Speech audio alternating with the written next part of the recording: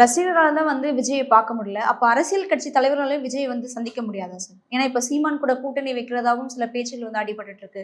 சீமான வந்து மீட் பண்ணதாவும் நிறைய பேர் சொல்றாங்க. அப்போ இந்த விஷயங்கள்லாம் எப்படி சார்? இப்போ ரசிகர்கள் மட்டும் அவர் சந்திக்க முடியல. நம்ம எல்லாத்துக்குமே இப்ப நான் விஷயத்த ஒவ்வொன்றா வரிசையா சொல்லிட்டு இருந்தேன்.